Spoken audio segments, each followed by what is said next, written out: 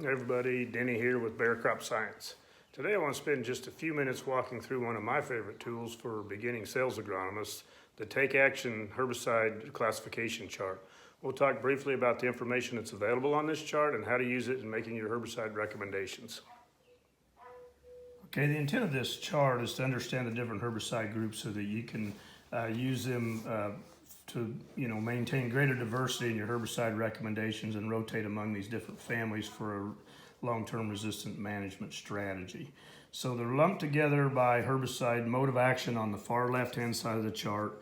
Then we get into the individual site group numbers, and this is good to know. Oftentimes these will be referred to as HG or herbicide group. A lot of Iowa State publications will have like HG2 or HG4 or HG 27 when they're talking about different herbicide groups. Site of action is kind of a nice to know, but not necessarily a need to know in my opinion. The other information that's really good to know is the number of known resistant weed species to that particular family. And for example, ALS inhibitors, there's 44 known resistant weeds. We have a glyphosate that shows 13. But if you scroll down here to maybe group 14, which is kind of staple in our soybean herbicide recommendations, there's only 2 known resistant weeds. So good information there in the little black circle. Chemical family is, again, kind of a nice to know, but I don't necessarily think a need to know, particularly for beginning agronomists. But what is important to know is active ingredient compared to trade name. So this will give product examples over here on the right side of the screen where it shows different products and then the active ingredients. So start familiarizing yourself with the different active ingredients of these different trade names that you recognize in the marketplace. Now, this side of the chart is only about individual components. When we get into the right-hand side, we'll look at some of the premixes that are out here in the marketplace.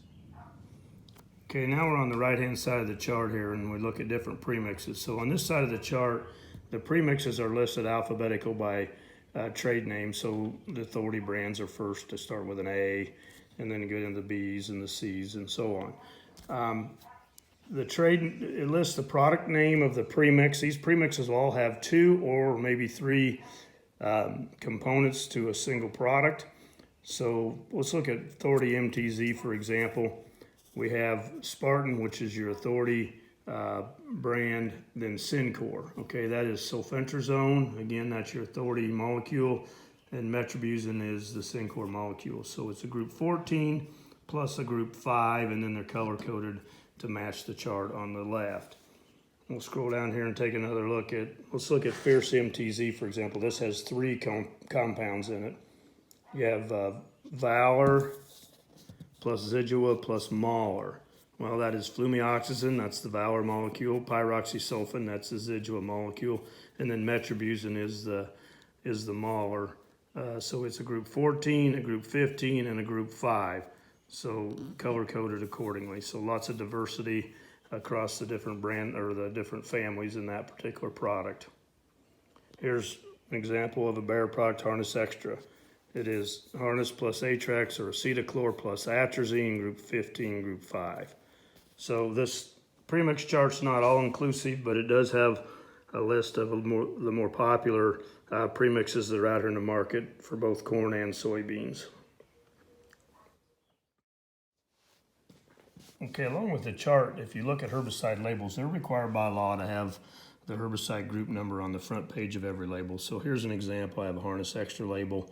If you look closely, it'll show you right there, front page, group 5, group 15, premix. Over here I got Extendamax label. Shows you Extendamax right on the front of the label. Group 4. Here's Roundup Power Max. Right there shows you group 9. Over here's a good example, Triple Flex. Right above the name of the product, group 15, group 2, group 4. So hence 3 products, hence the name Triple Flex.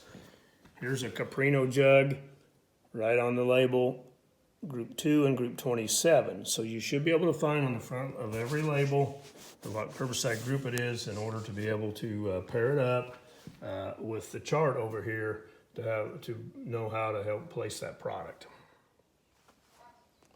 Okay, hopefully you found this information helpful. My intent is to do a longer, deeper dive into this where we'll walk through each of the individual herbicide groups in more detail and how to place them in the marketplace. But that segment will run more like 10, 15 minutes and it will be at a later post. So thanks for viewing.